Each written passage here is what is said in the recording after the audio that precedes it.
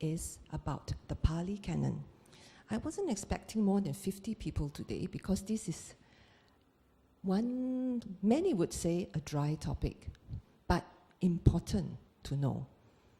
Okay, the Christians have their Bible, the Muslims have their Quran, the Buddhists have the Pali Canon.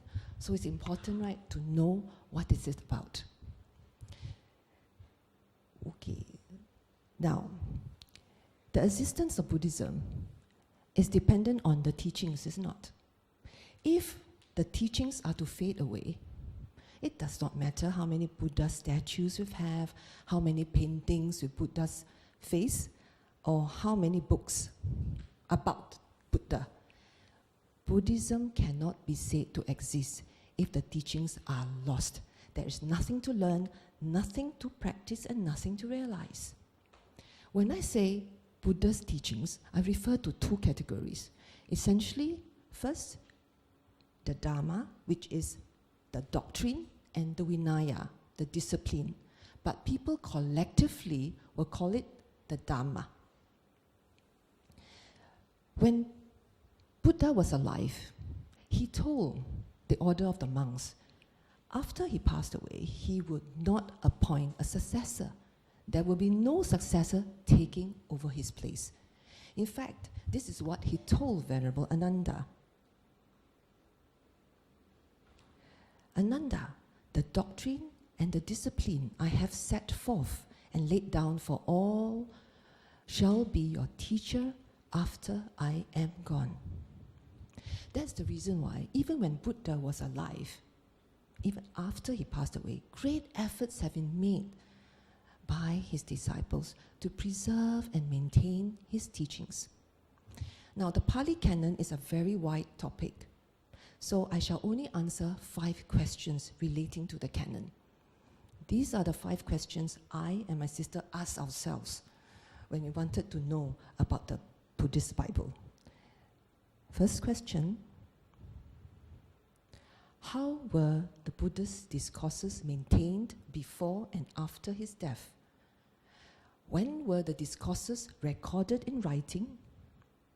How accurate was the memorized version of the Pali Canon? Did the Buddha speak Pali? How is the Pali Canon organized? Okay, one by one. First, how were the Buddha's discourses maintained before and after his death? How long did Buddha teach? How long? 45 years. A long time. He went from place to place, giving his discourses to kings, noblemen, householders. Anything recorded down in writing? Any pen and paper? No. 2,500 years ago, we're talking about society which was pre-literate. No recording. People committed his teachings into memory. Now, to know the extent of how much he taught, okay, someone asked Venerable Ananda, how was your knowledge of the Dhamma? You know what his answer was? Okay, before I give you his answer, who is Venerable Ananda? He was Buddha's faithful attendant for 25 years. And he was the person who was witness to almost all of Buddha's teachings during the 25 years. Buddha's cousin and also from the Sakyan clan. Okay? One thing about Venerable Ananda, he had a wonderful memory, amazing ability to retain information. It is actually a talent.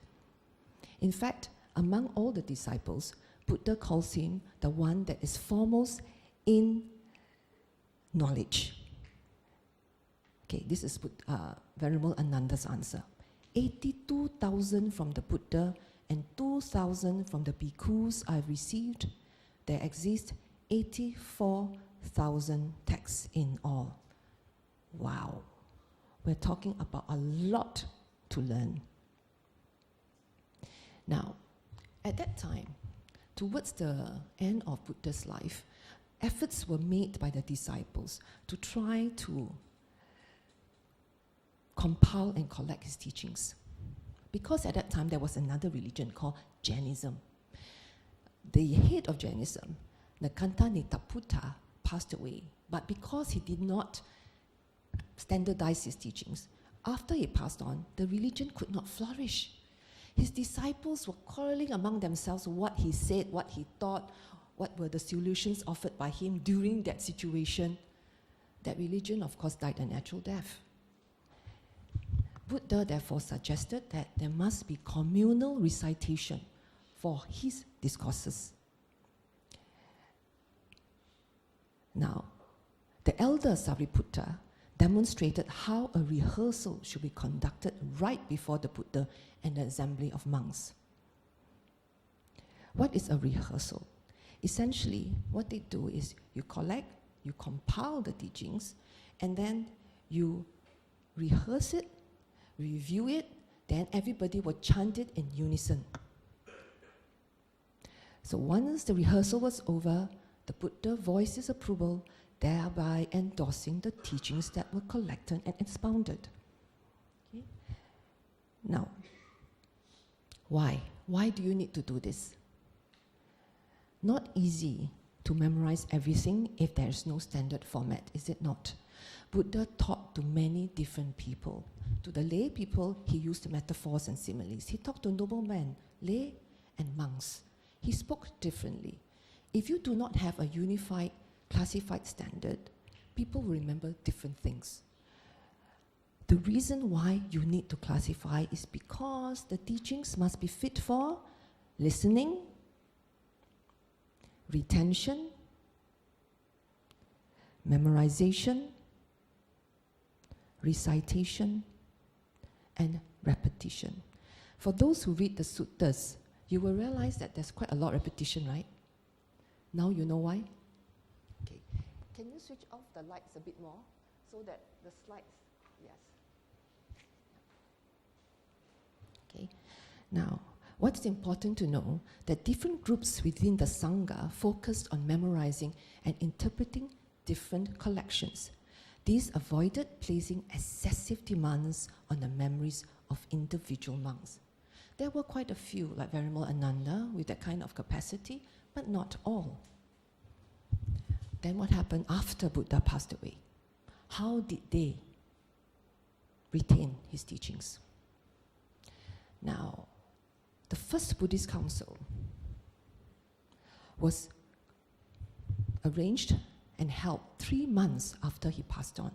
Why so fast? Okay, I'll explain that to you later. Now, the first council took place 3 months after the Buddha's Parinibbana at the Satapanya Guha cave at Rajagaha. Sister Pita talked about this in her talk last week. They had a pilgrimage to India with Firefly Mission, and she visited this place. You remember the video that she showed? Yes, this is the place. Who presided?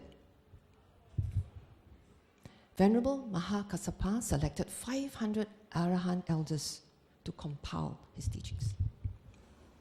You know, right, the first Buddhist council is to confirm and certify what were his teachings. Unlike other Buddhist councils of other religions, it was not to get together to settle disputes or to formulate policy to propagate the religion. This is to certify and say, this is a settled version, nobody departs. What happened was this. One would have thought after Buddha passed away, all his disciples will mourn for him. Well, there was this particular monk called Subhadda. He ordained very late in life. He was in fact very happy that Buddha Parinibbana. He actually told the other disciples, hey, now we do not have to comply with so many rules. The discipline Vinaya rules, how many were there? 227. Okay, now I don't have a teacher to tell me you shouldn't do this, you should do that, you shouldn't do this. So I can therefore practice in my own time, in my own way. Now, to do that, what does it mean? There is a risk, right, that there are other monks like Subhadda who will interpret the Dharma to suit his convenience, is it not? When Venerable Mahakassapa heard this, he says, oh my goodness, I better call a Buddhist council fast. That was why it was held in the 3rd month. Next question. Who is Venerable Mahakassapa? He was the eldest monk, all right, the most senior at that time. But just like Venerable Anda, who was the foremost in knowledge, Venerable Mahakassapa was the foremost in discipline. Mahakassapa started the Dutanga tradition, which is the forest tradition of practice. Very strict, you know. In addition to 227 rules, they had more, 10 to 20 more, which includes 1 meal a day only. Not that you can't eat afternoon. They only have 3 robes. They meditate in the mountains, very in touch with nature, and in caves. The very famous monk who continued this tradition of Dutanga, the forest, who is it? You all know him? Ajahn Man, Ajahn Chah. Last week, for those who came to Venerable Chakino's talk, he's also of the forest tradition. Right?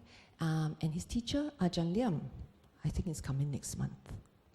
So, Venerable Mahakassapa, who is the foremost in discipline, would of course be very perturbed when he heard Subhadha. And First Buddhist Council was therefore held. Okay, this is a picture of it. He presided over the rehearsal. This is another big rehearsal, but the rehearsal involves all of the teachings, yes? And Venerable Upali, the foremost specialist on disciplinary matters, recited the Vinaya, and of course, Venerable Ananda recited the suttas. Now one has to remember that after the First Buddhist Council, the job of establishing what were Buddha's teachings completed, settled. Thereafter, it was only to preserve and maintain. That's all. And second, the classification made in the Buddhist Council, the first one, the important one, later evolved to become the Tripitaka. Next, the map of the Theravada religion. You can see in pink will be the Theravada tradition of Buddhism. The one blue is yellow is Mahayanese, and the blue is Tibetan. Theravada Buddhism is called the Doctrine of the Elders. It's based on the first rehearsal. So brothers and sisters, after talking so much already, do you know who are the elders? The 500 Arahant elders who participated in the first rehearsal. Now, it was not just any disciples who participated.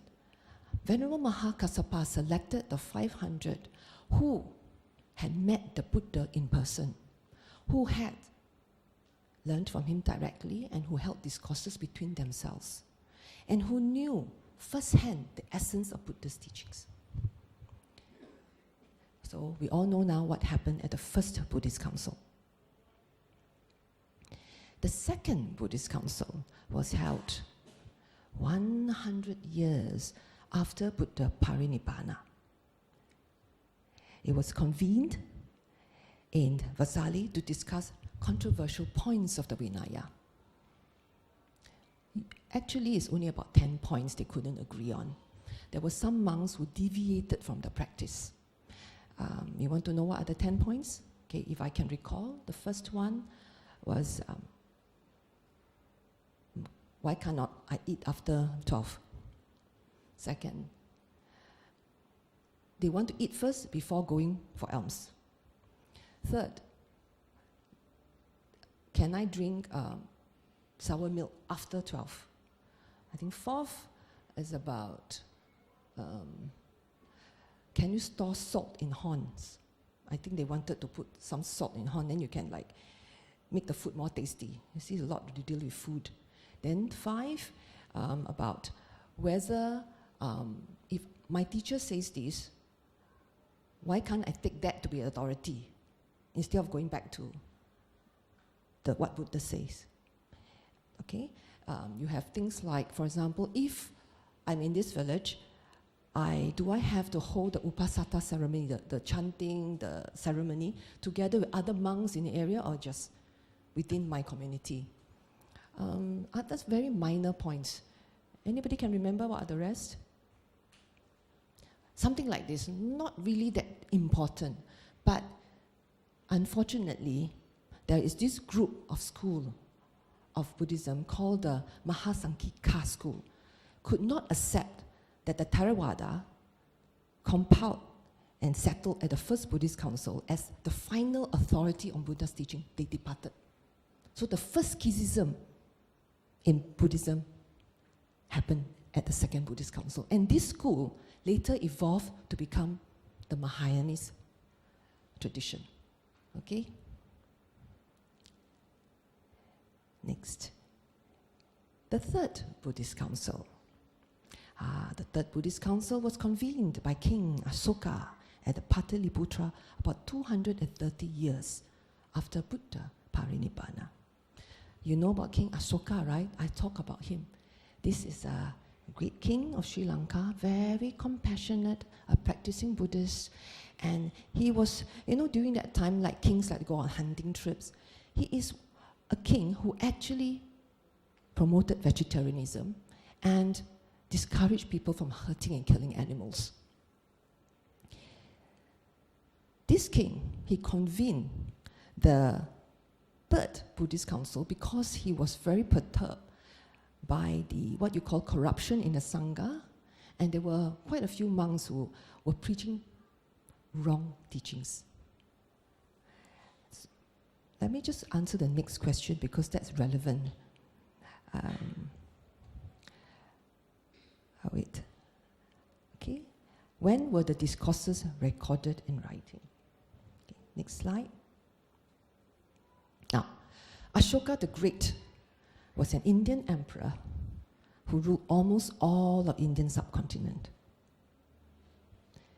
And he permitted his son Mahinda and daughter Sangamita to join the monastic order when they were very young.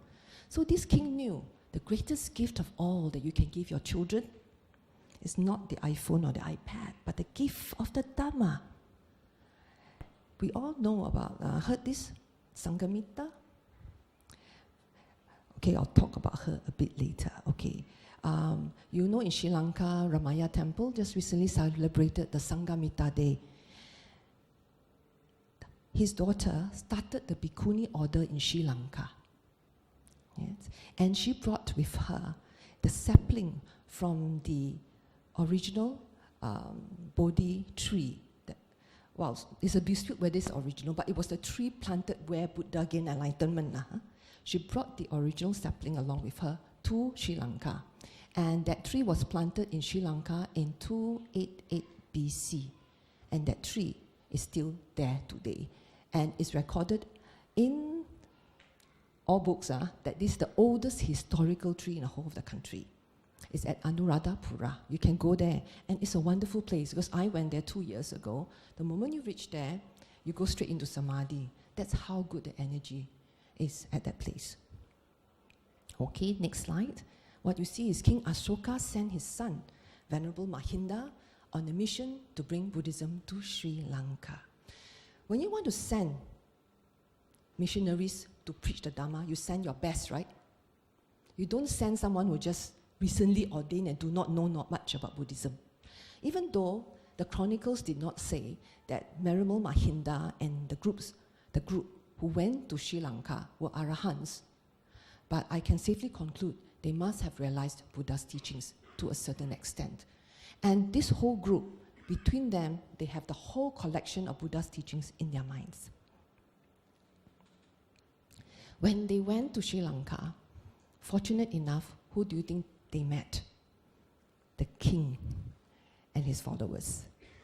Well, the chronicles said that when they went to Sri Lanka in this big group, the king was in the Mahintali hills hunting with his retinue of quite a big, huge group. And he was very curious because he saw this group of clean-shaven individuals in saffron robe. But what impressed him was the demeanor. The monks were very calm, serene, mindful. Importantly, they had no fear. They had no fear of the surroundings and of him. He was curious. He went to talk to Venerable Mahinda, asking what were they doing there. And this was the reply. We are the disciples of the Lord of the Dhamma. In compassion towards you, we have come here from India. Now, because of this discourse, the Theravadan Buddhism was established in Sri Lanka because the king and his people accepted Buddhism. Venerable Mahinda knew that the king had the parameters already. He knew that the king was ready to receive the Dhamma, and a discourse was given to the king there and then. Now, if you are interested, you can find this discourse in the sutta. It is called the Chula Hati Padopama Sutta. All right? Then, I need to talk a little about this because this explains what happened in the Fourth Buddhist Council.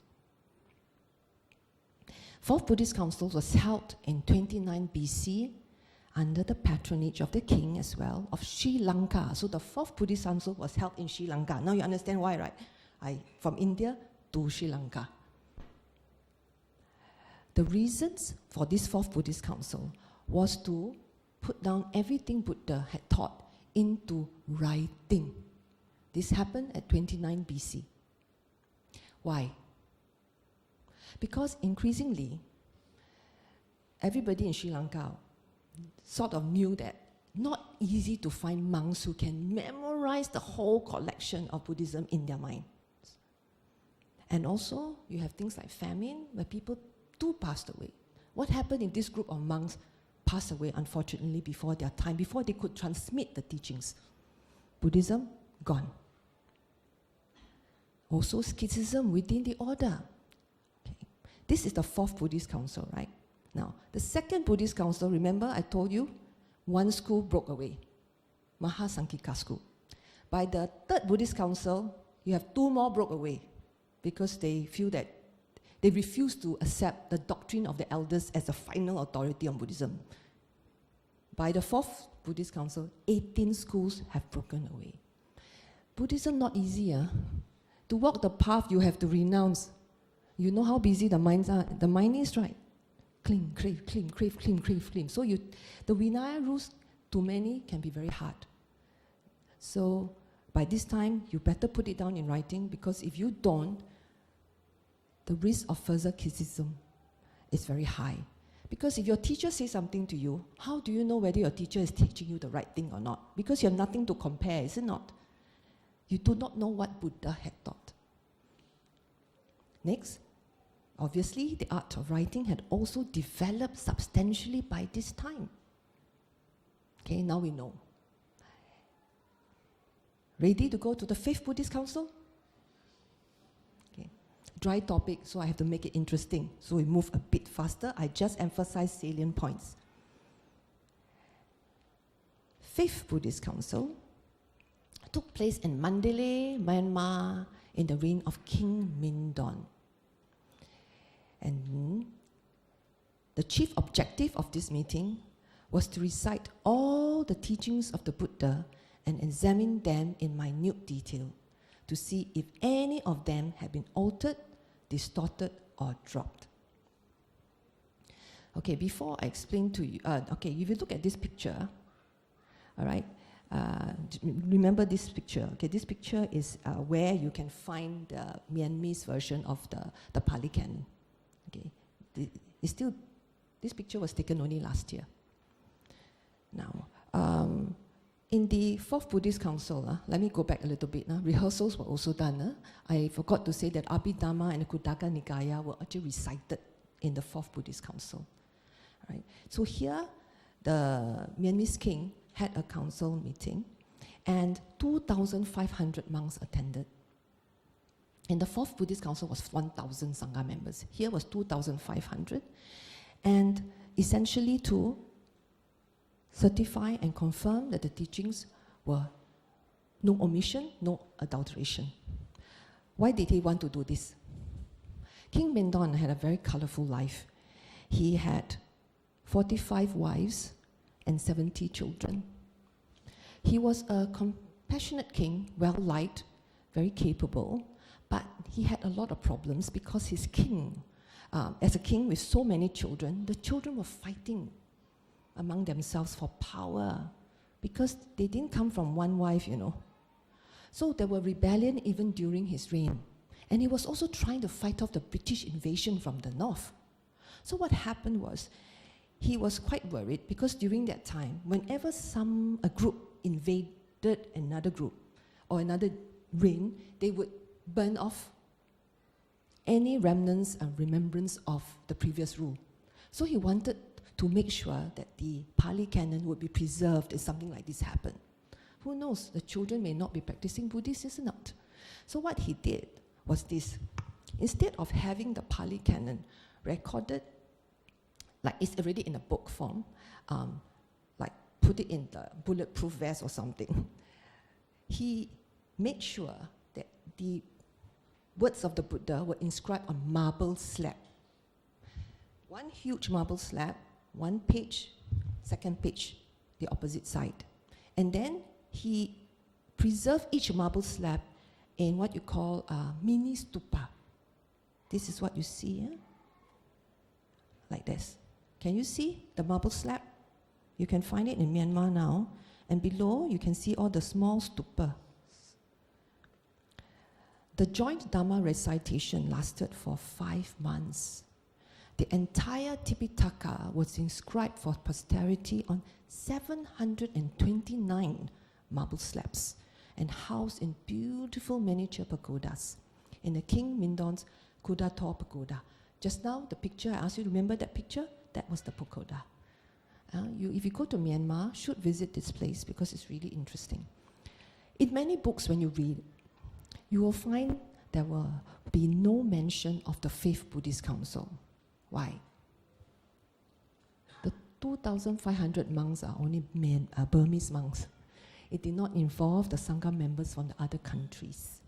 But the Fifth Buddhist Council here deserves special mention in some books because of the effort at preservation. It doesn't mean that in other countries Buddhist councils were not held. It's not. Remember, after the Fourth Buddhist Council, we have the Pali Canon, right? From then onwards, Buddhism spread very fast to the Theravada tradition, to Thailand, Cambodia, Myanmar, and Laos. Each country will have their own version of the Pali Canon, where they will look after from generation to generation. You know, in Thailand, even under the reigns of the Lana kingdom, King Tilokaraja and Rama I, they also held frequently rehearsals to confirm and ensure that the Buddha's teachings were very well preserved. You must know why this is necessary, because a lot of translation work gets done to make sure that the translation stays true to the essence of the teachings.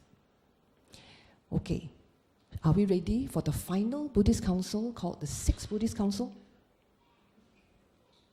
The Sixth. Wow.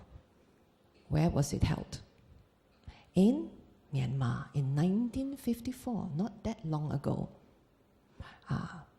2,500 elder monks who participated in the council came from 8 countries. See all the countries listed at the slides.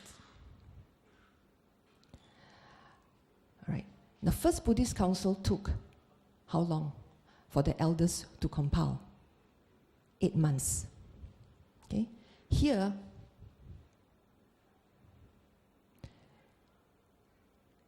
two years. See, 1956. Why? Because you have 8 countries participating and you have 8 versions of the Pali Canon, right? Okay, so you must compare, to make sure that the essence of Buddha's teaching is not lost, to come up with a finalized, settled Tripitaka. All right. Now, remember the first Buddhist council, you have presided by Venerable Mahakassapa, and then you have the sutta, you have Venerable Ananda reciting, and then Venerable Upali reciting. So here was conducted in the same manner. You have someone who presided, and someone who did all the recitation.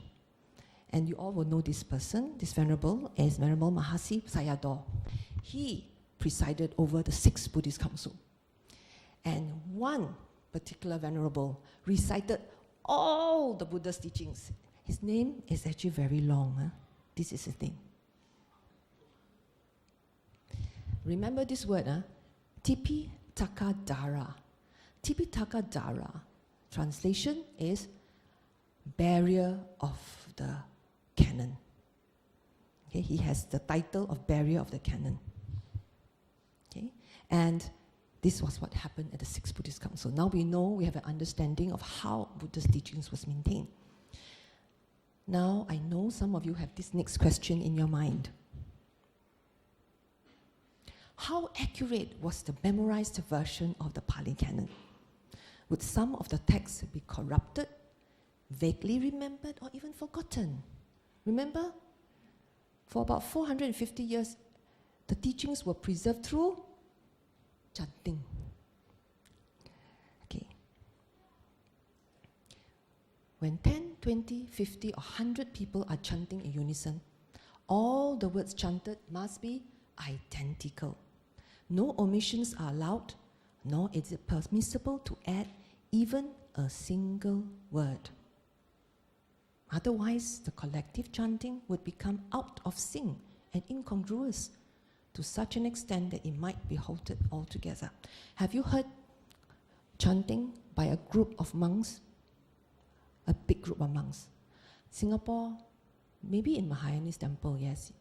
But if you go to Thailand and you hear before that morning 4 a.m. chant or something, you hear a group of them chant, I tell you, it's beautiful. Everybody together. And you just have one monk going out of tune, it's so obvious. Right. Now, brothers and sisters, just imagine for a moment here, all of you here are monks, bhikkhus, realize Buddha's teachings, and your job is to memorize the Metta Sutta, the Karaniya Sutta. Not only you have to memorize because you have to teach, and you have to make sure it's preserved and maintained and taught, preserved from generation to generation.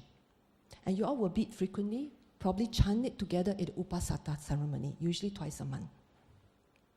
Is it possible that all will forget the same word in the same sentence at the same time? Not possible. Now you understand how important is chanting collective recitation. We're talking big groups here. That's why many, many scholars agree that collective recitation is a very accurate way of preserving Buddha's teachings. It's the only way. No writing or no pen and paper. Okay. Now, let me ask you, Venerable Ananda and Venerable Bandante, could remember everything. Such a person still exists in this world? Okay. In Myanmar, they hold Tipitaka Dara examinations to find the barrier of the canon. That means during examinations, right? To join, you must be able to recite the whole Tipitaka from beginning to the end with no omission, no errors. And you want to see who are the holders, the names of the barriers? Here, long list. No lay person's name up there. Not easy feat. Okay. All right, next question. Did the Buddha speak Pali? Okay. Look at this. You see the circled part? All right. Buddha spent a lot of time in Magadha. All right, Magadha. All right. And you must know that during that time, just like in Singapore, Hokkien, Cantonese, Teochew, you have dialects, right? In India as well, different village will speak different dialects. And so the Indian linguists concluded that Buddha was a multilingual person. Isn't it correct?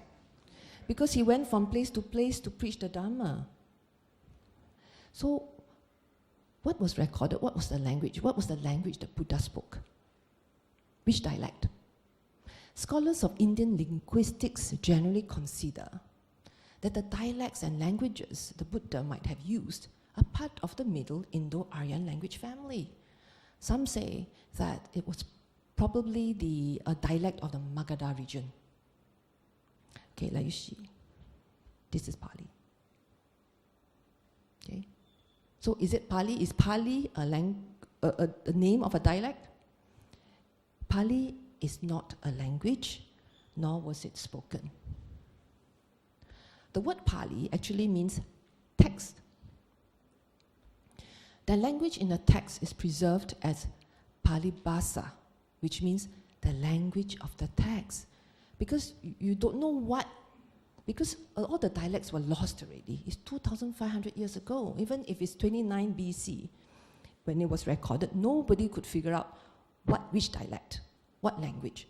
So Pali Bhasa, let me repeat, means the language of the text. Because you don't know what is the language. So at some point, the term was misunderstood to mean the Pali language. Okay? Everybody clear? Okay. This one? Okay. Mahayana Buddhism preserved their text in Sanskrit. So to this question is this. Why did Buddha not use Sanskrit? For some 4 centuries, from the time of Emperor Asoka onward, only Indo-Aryan languages other than Sanskrit was used. Sanskrit did not make its appearance in inscriptions until the early centuries. When Brahmins gained for themselves influence and power, they introduced Sanskrit, in which turn ended up as a language of the elitists.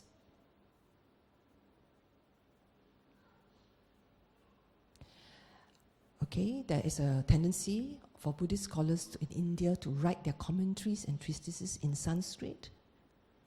But many of the early schools, such as the Theravada, never switched to Sanskrit and kept on to the Pali language because Buddha explicitly forbade translation of his discourses into an elitist religious language. All you need to know is this: Sanskrit, the language of the Brahmins. The Brahmins is the elitist class in India. All right? Okay? Clear? So next.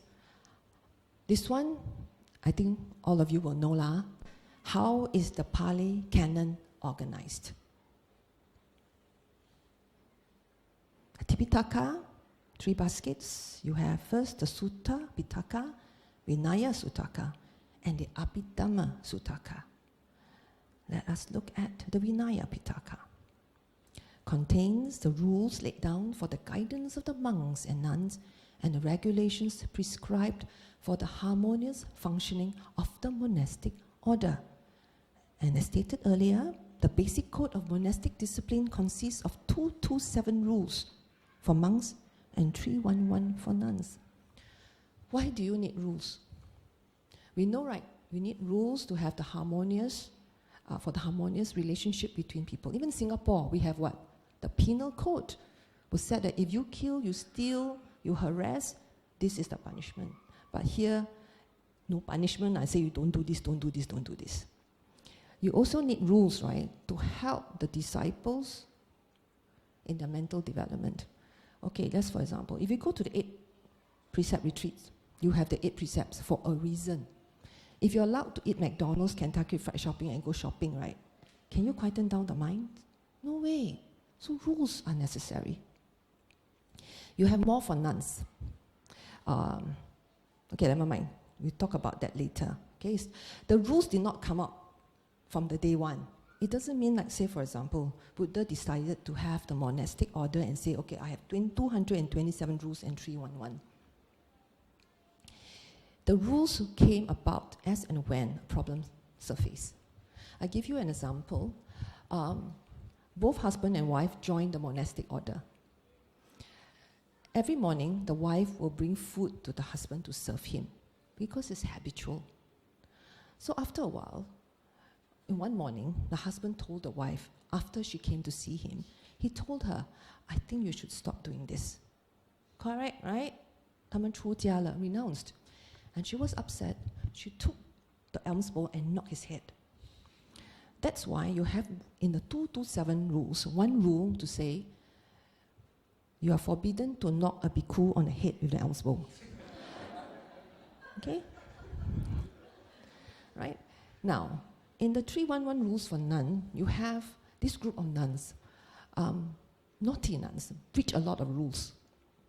And then they happen to make friends with a farmer who grows garlic.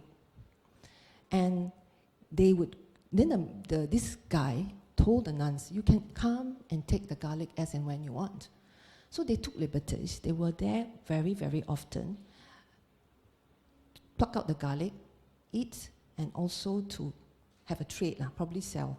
We're talking about naughty nuns here. That's why we have a rule in the 311, do not eat garlic. You understand? So rules come about when and when a problem surfaced. Now we know the Vinaya Pitaka. Okay, the Sutta Pitaka contain discourses of the Buddha as well as his chief disciples. Right? The teachings cover a wide range of topics that you would know now. Right? Relations between husband and wives, management of household, the way countries should be governed, explanation of the path of the spiritual liberation. Okay, this is very important. And here's the formula to Nibbana is the Noble Eightfold Path. All right, yes, the Four Noble Truths. And so this is a summary here, the three baskets of the Tipitaka. I've spoken about the basket of discourses and the basket of discipline. Now, if you go to the internet, right, you read a sutta. The sutta sometimes will have a reference point DN, MN, right? Correct? And KN. You know what they are? Okay, for those who do not know, okay, you see the top. The collection of the long discourses is the Digha Nikaya. This DN, that means these are the long discourses. Consists of, like for example, the Mahasatipatthana Sutta on right mindfulness. And the other one, long discourse that you may find, remember there's a discourse on communal recitation. All the rehearsals which were approved by Buddha were collected in a long discourse, it's also here in DN. Now, how many, altogether you have 34 suttas here in number 1. Collection of my middle length discourses is called Majjhima Nikaya, MN. All right, middle length discourses, you will have like the Mahasunyata Sutta, the Sutta on emptiness, a discourse Buddha gave to Venerable Ananda is here. MN, we have altogether 152 suttas in 3 volumes. The third one is classification of the suttas in accordance to chapters, is SN, Samyutta Nikaya. Here, the shorter collections, we're talking about 3,000 suttas in 56 chapters. And then we have the collection of the gradual discourses. This is the classification by way of numbers. Sutta 1, Sutta 2, 3, 4. Then 5 will be the 5 aggregates and the 5 hindrances. 4 will be the 4 noble truths. This is essentially to help lay people to remember where to, in chanting at that time. We're talking about altogether about 2,400. Now, classification by numbers, not a lot. Next one is number 5. The miscellaneous collection is Khuddaka Nikaya. This will be, like for example, the Metta Sutta can be found here, the Ratana Sutta, discourse on the jewels, and of course, our brother James Koo gave a talk on the Mangala Sutta, discourse on blessings. That can be found here, the miscellaneous collection. And you look down, right, under the miscellaneous collection, what do you see? You can see, right, a lot of the Dhammapada, all the verses is under here. So every Friday, before we meditate, we like to chant 2 verses in the first 2 pages of the Dhammapada about the mind being the forerunner of all mental states. All the nice quotes, usually you can find in the Dhammapada. Okay, can we move on to the Abhidhamma? This one, I think a lot of people will have questions. What is the Abhidhamma? Okay, basket of analysis. Abhidhamma consists of 7 books where principles of doctrine are reorganized into a highly technical system. Your question now to me is, sister, then what is the difference between the Sutta Pitaka and the Abhidhamma Pitaka? Now, Sutta Pitaka actually records down what Buddha says to people, his teachings. It records the actual circumstance and situations. You understand? But for the Abhidhamma Pitaka, it's purely academic, without any reference to individuals and events. Okay? All right, next page. I give you an example. There are many, many suttas on the 5 aggregates. I just give you an example of this particular sutta. Now I say SN, you all know what is it, right? Okay, very good. Okay, 5 aggregates, we know the 5 aggregates of consciousness, mental formation, perception, feeling, and form. Now, in the sutta, you will see Buddha talks about form in this way. And why do you call it form? Because it is afflicted, thus it is called form. Afflicted with what? With cold and heat and hunger and thirst, with the touch of flies, mosquitoes, wind, sun, and reptiles. Because it is afflicted, it is called form. Simple to understand. And why do you call it feeling? Because it feels, thus it is called feeling. What does it feel? It feels pleasure, it feels pain, it feels neither pleasure nor pain. Because it feels, it is called feeling. All understand, right? Now you want to know how Abhidhamma explains feeling? I just say feeling alone, huh? Abhidhamma will explain and break down feeling to this level. This we got from the Comprehensive Manual of Abhidhamma. And this is the Abhidhamma Sangaha by Acharya Anuradha. This is only the compendium. How to do it? Okay. This is only the compendium, which means it's a summary of the Abhidhamma. So this is only a summary of how the Abhidhamma breaks down feelings. Okay, I can't see myself. Let me see. Okay. Okay, it says, for example, pleasure. It describes feeling, pleasure. It describes pleasure as, you saw there, second page, sukha, has the characteristic of experiencing a desirable, tangible object, the function of intensifying associated states, manifestation as bodily enjoyment, and its proximate cause is the body faculty. That's how it explains pleasurable feeling. Okay, now you understand Abhidhamma? In the word of Brother Richard Chia, he says, Sutta will describe water as water, Abhidhamma will describe it as H2O. Okay, now you understand what's a higher learning. Not necessary for lay people to learn the Abhidhamma. Not necessary for your mental cultivation.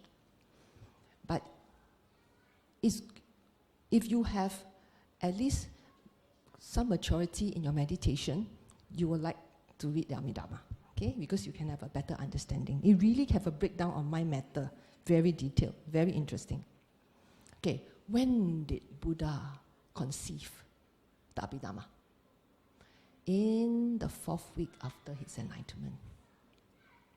Now, Buddha preached the Abhidhamma to the assembly of deities in the Tawas Timsa heaven. His mother was there. After 3 months, it was recorded in the chronicles that the mother attained Sotapanna after listening to the Buddha. When he, after 3 months, he taught Venerable Sariputta the Abhidhamma. Now, Venerable Sariputta was the foremost among his disciples in wisdom.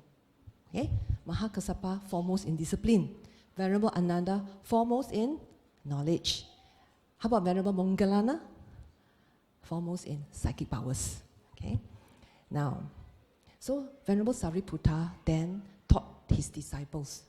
So the Abhidhamma were actually taught up there in the heavenly realm.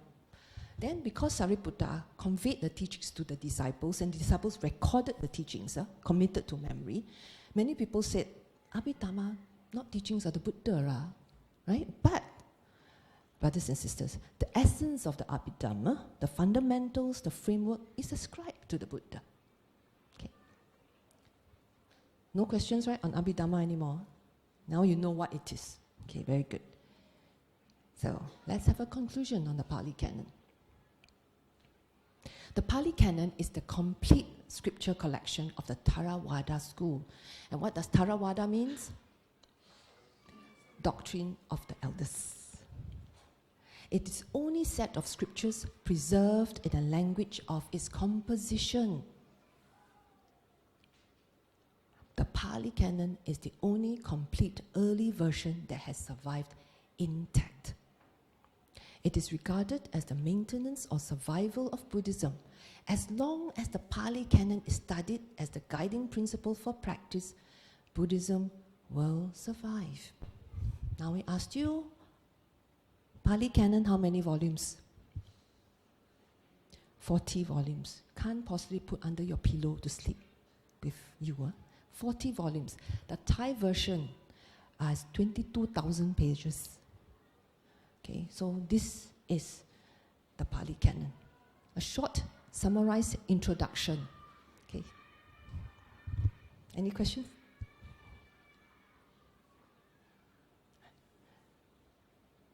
Okay. Yes, Brother Chan.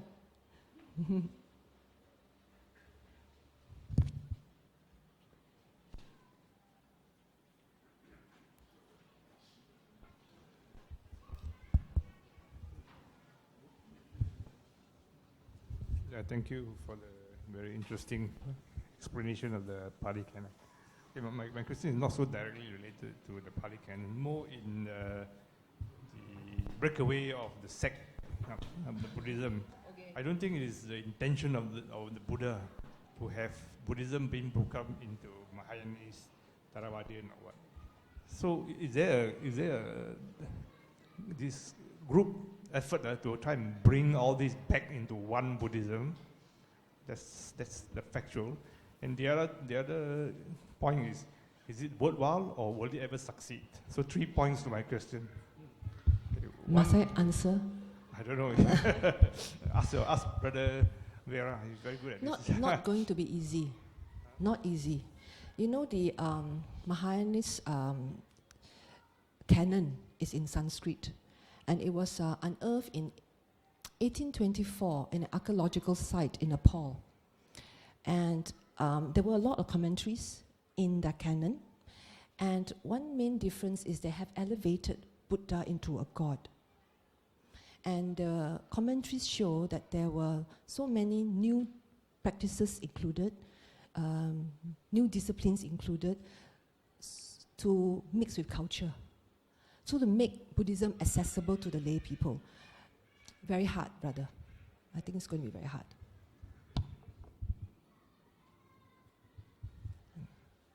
Any other questions?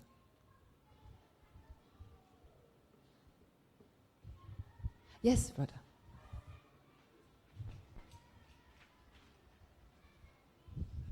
Yeah, just a short question. You mentioned that Sanskrit appeared much later after the Pali Canon, right? So the Hindu Vedas, right? Are they recorded in Sanskrit or are they Hindu? Yeah, the Vedas, because from what I understand, the Vedas came even before. Yes. Yeah. So I always had the impression that they were recorded in Sanskrit. So coming from what you mentioned. Maybe you remember the Fourth Buddhist Council, 29 BC? That's when the writings, we had the writings, all right, committed. And that was in Pali. Corresponding during the same time, there was also a Buddhist council in India. Remember? Because of King Asoka, it went down to Sri Lanka. At about the same time, there was also a Buddhist council in India. They have also the canon, but in Sanskrit. You understand? So I'm talking about Buddhism. Okay. So you're talking about Hinduism, whether it's going to be in Sanskrit. Okay, It's I just think, a curious I don't want to question, say that's all. anything that I'm not sure about. My sister, Siew can help. Right, thanks. Okay, for Pali, remember what Sister Siew Fong said, that during that time, there were a lot of dialects, right? And Pali means the text. That means when they recorded down, either in verbally or in writing, it was in phonetics to reflect the dialect that was used by the Buddha. Maybe popularly it was understood to be an old dialect in Magadha. So maybe that's why it was recorded in that dialect. What's the name of the dialect? We don't know. Now for the Vedas, we know that it was governed by mainly Brahmins, which belongs to the highest caste in India. And Sanskrit evolved as an elitist language that was used primarily by the Brahmins. So I wouldn't be surprised if later the Vedas were recorded in writing. They were done in Sanskrit, because it was the language of the Brahmins. Okay, thank you for that question. Any other questions? Okay, Brother Vira has something to add.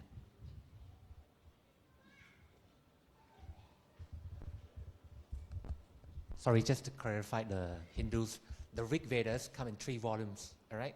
It wasn't recorded down. Rig Vedas actually was recited. In the early days, the earliest language that was ever found in India is actually the Mauryan. The Mauryan initiated with Asoka, all right? Most of Indian modern history start with King Asoka. This is discovered by the British, all right? And only the language of the Mauryan, which is inscribed in the stone, were recognized as the earliest language ever by the Indian.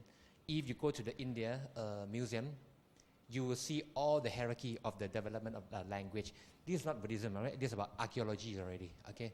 But so Rig Vedas started with the code of conduct, and it was forbidden by lay people to read or even recite the Rig Vedas.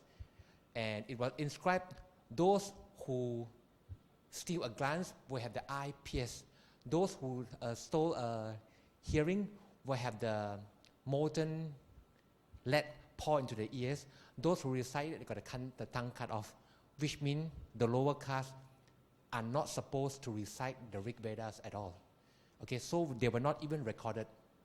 Only after the Buddhist fourth council, then in India, actually the religion is called Brahmin. Okay, the Hindu wasn't even the word. The Hindu is actually the name of the river Sindhu. All right, so when they refer to this group of people or those group of people who stay near the river Sindhu, they call it Hindu. All right, so these require much more detailed discussion. All right, so in Hinduism itself, you know, they have added a lot of teaching after the Buddha established his Tripitaka. The Bhagavad Gita comes in, the text of the Mahabharata, the great brotherhoods comes in. All those come way after Buddhism. All right, but they added as a part of the Hindu commentaries. Okay, so your question was about the Sanskrit. Sanskrit was a written language of the elite class. In early India, let's say if you are a government official, only you are allowed to use the language. The commoner like us, if we learn the language, we are too smart, we get killed. We touch those texts, our hand will be cut off. They are that strict, which means the ruling class and the lower class do not mix at all. But the Buddha, when he comes to spread his teaching, he actually do away with all the castes. He actually said everybody is equal. You know, all are entitled to get an enlightenment. Okay, so brothers and sisters, chanting important or not? You see, I cannot remember everything in the Karaniya Sutta, but I can remember the chant very well, because I chant this sutta at least twice a week. So I remember. So chanting actually can help you remember. Brother James School holds a chanting. You have chanting class every Monday night, right? Yes, yes. So chanting is important to help you remember the teachings of Buddha. I find it very relevant. Now, I am trying to chant the Mahasatipatthana Sutta every Sunday. It's very long, sutta hard, but with chanting somehow it's easier to commit to memory. Okay. All right. Shall we do transference of merit?